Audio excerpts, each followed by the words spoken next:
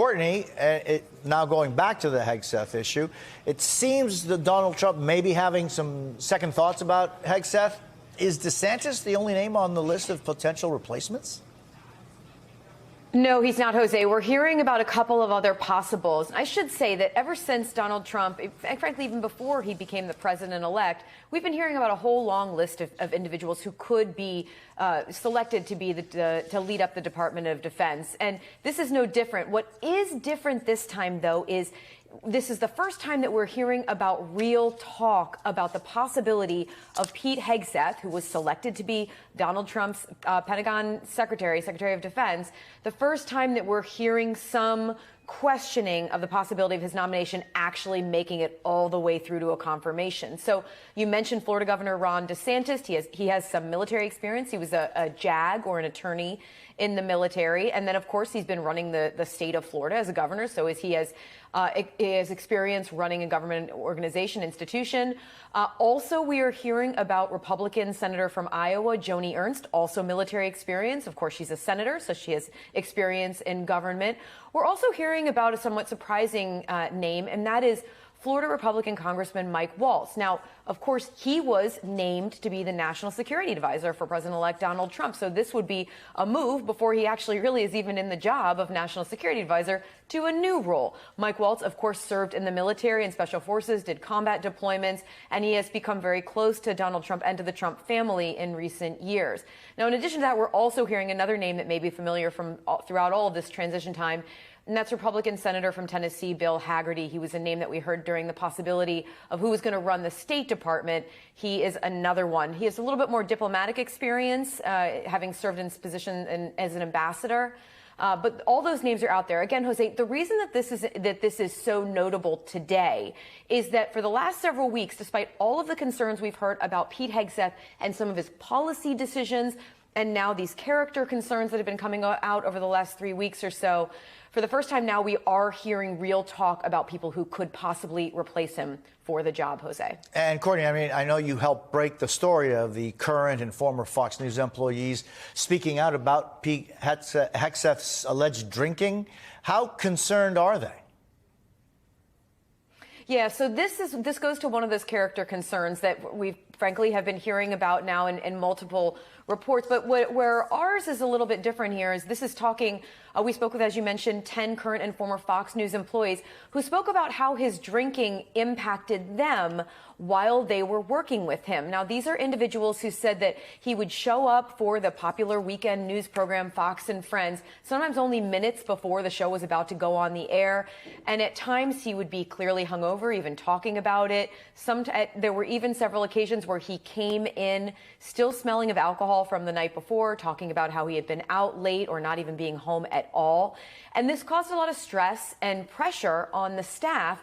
As anyone knows who's worked on a show, when the host is not always reliable, it causes a lot of pressure and concern for the people who are working on that show. Now, I should point out, none of these individuals said that they can recall a time where he didn't show up for an appearance or he was actually notably, visibly drunk on the air. But they did say that this was something that caused a lot of concern behind the scenes. It was something that people talked about. And while we know about cases back to 2017, instances where this was occurring, we also spoke with individuals who said it was even in more recent years that there were still concerns about this happening while he was at Fox News, Jose. Courtney Kube, thank you very much. Garrett, Hegseth responded to the allegations with a post on X this morning that reads in part, quote, "Our warriors never back down, and neither will I." He says he won't back down, but what are you hearing from Republican senators? Well, look, Hegseth is full steam ahead. He's continuing with his meetings today. His mother, who was involved in one of these episodes, having sent an email that was then leaked to the New York Times about Hegseth's character, was on Fox News this morning defending him. We believe Hegseth himself may sit for an interview later today to defend himself more completely than he's done thus far. But there are questions among senators, including folks who have more sort of a pro-Trump bent. It's not just kind of the remaining more moderate, more traditional Republican senators who are concerned about Hegseth. And I think these meetings are going to be very important. Now, these lawmakers understand they don't want to have the wrath of Trump brought down on them by sticking their necks out and publicly saying they'd be a no vote, especially before Hegseth has gotten to a confirmation hearing or really had a chance to defend himself and have these meetings more completely. But there are sort of varying degrees of dug-in-ness here, from lawmakers who didn't like the Hegseth pick to begin with, to those who are becoming increasingly concerned by the drip, drip, drip of negative press coverage he's received more or less nonstop over the last week. Yeah, I mean, and Garrett, there has been talk of maybe 2 or 3 Republican senators who, in general terms, could be seen to go one way or another on Trump's different choices, but it's more than 2 or 3. Yeah, that's right. I mean, 2 or 3 is not necessarily a problem. Republicans are going to have a 3-seat majority in the Senate, which means they can afford 3 no votes, assuming every Democrat opposes a nominee, and still get their nominees confirmed with J.D. Vance breaking a tie. So it's only if you get more than 3 no votes that you find yourself really in trouble. When we were tracking the Matt Gaetz nomination to be for Attorney General, we were hearing about upwards of 6 potential no votes. That's kind of the ballpark where we are right now with Hegseth, although it's not clear that any of those no votes are as dug in as the opposition to Gaetz was. It's a fluid situation, and Hegseth is clearly being given some time by the Trump team to try to clean it up himself. But the clock very well may be ticking as Trump is continuing to announce other Pentagon posts, including a nominee for Secretary of the Army, which he selected just within the last 20 minutes. Lance, what do you make of all this? Well, I think if you are that concerned about Pete Hegseth, and he's up for one of the biggest jobs in the country, if you are that concerned, my issue with this story is no one's willing to go on the record and put their name out there. If you are that concerned about his drinking on the job and stuff, for gosh sakes, just put your name out there and tell us how you feel. Because now this morning, we have some of his co-hosts and people he worked with at Fox News saying on the record that none of this is true. And so that's the issue I have with stories like this, is it's just littered with anonymous sources. And then today we have people saying it's not true. And I think it does a disservice to not only Pete Hegseth, but to the voters and to everybody else out there trying to figure out what's going on. Now, having said that, he's going to go. He's doing what he needs to do. He's sitting in front of the Senate. He's answering these questions. I think it would be great if he did an interview. But again, I go back to these types of stories that just have anonymous sources are not helpful to the process, and especially when you see that his coworkers are coming out saying something completely opposite today. Yeah, and Juanita, to his point, Pete Hegseth's mother went on Fox News this morning, and we were just talking about that. Here's part of what she said. Listen to this. I want people to look at Pete, judge people, or understand him for who he is today, and to disregard the media. That was 7 years ago. And most of it is misinformation. Pete is a new person. He's redeemed, forgiven, changed.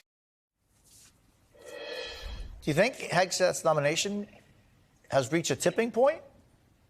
I think I appreciate what Garrett went to when he highlighted how the parallels of this track with the parallels of what we saw from Matt Gaetz, who went through those meetings on Capitol Hill and said everything was on track. The Trump transition team said everything was on track until it wasn't, until he got the call from Donald Trump to step down. I also think this is also going to depend on what comes next in terms of these stories. When I read the reports of the former employees, and when I read that email from Hegseth's own mother and see it compared to what she says today, I think people can look at that and say, okay, this is a mother trying to do what she can for her son, but her words were printed. I do think when it comes to Hegseth, he has to really be clear about where he stands with Donald Trump. And the fact that Donald Trump is considering, and it's being reported, who he's considering to replace him as the DOD nominee, that can't make him comfortable. That can't make him feel confident. And honestly, it seems as though Trump is bracing for another loss handed to him by Senate Republicans. And Garrett, I mean, Hegseth's mother on Fox News today, it was very clear that she, repudiates that email that she sent him. Apparently, she sent another email shortly after that with a completely different perspective, but she certainly was just making the point that email was a personal, private email to her son that she regretted almost immediately. Yeah, look, Jose, I don't know anything about how that email ended up in the hands of the New York Times, but I'll say two things about the reporting on this generally. Number one, the Hegseth's mother, I guess, told the Times in that original reporting that she sent a second email repudiating the first and that she would provide that email to the Times. As best I'm aware, that email has never shown up. So what's in that second email, we're left to just wonder about the contents. And on our reporting, Courtney Kuby's reporting about Hegseth's time at Fox, I'll just say that that reporting was something that we at NBC News presented to Fox News and gave them 6 or 7 hours to respond to on the record if they were inclined to do so, to push back against any of those allegations that were in that piece yesterday. They chose not to. So what they're saying today is all well and good, but having had the opportunity to respond directly to the claims in that piece in time with the actual reporting, they chose to say nothing.